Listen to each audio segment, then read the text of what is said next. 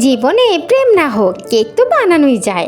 3টা ডিম দিলাম, ভাবছিলাম ওরা শান্ত থাকবে, কিন্তু বিটার হাতে পেতেই শুরু করলো ঝড় উঠেছে। ডিমগুলো এমন ফেনা তুললো মনে হলো আতরের খেলা হচ্ছে। তারপর দিলাম ময়দা, আহা যেন বরফ পড়ছে রান্না করে। লবণ দিলাম খুব সামান্য, কারণ জীবনের ঝগড়া হালকা হলে চলে। চিনি দিলাম বেশি নয়, কারণ আমি তো আগে থেকেই এত মিষ্টি। দুধ ঢালার সময় একটু ধুলে পড়লাম। মা বললো চাউল দিস নাকি, কেক বানাস। ভ্যানিলা এসেন্স দিলাম, হো হো ঘরটা এমন ঘ্রাণ দিল পাড়া বিড়াল ঢুকলো ভেতরে। ওভেন নেই, তাই চুলার দিকে তাকিয়ে বললাম, ভাই আজকে তোর উপর ভরসা। চুলা বলল, চিন্তা নাই ভাই, দিলাম সেদ্ধর বারুদ। কেকটা এমন উঠলো যে মনে হচ্ছিল ও ভাই আমি হচ্ছে পাউরুটির রংবাজ ভাই। সোনালি কেক দেখে মা বলল, বাপরে তুই তো শ্বশুরবাড়ি গিয়ে জমাই দিবি রে। কেকের গায়ে ছুরি বসালাম, ভিতর থেকে বলল, আহারে এত কষ্ট করে বানাইলি, খাইয়াও গেলি।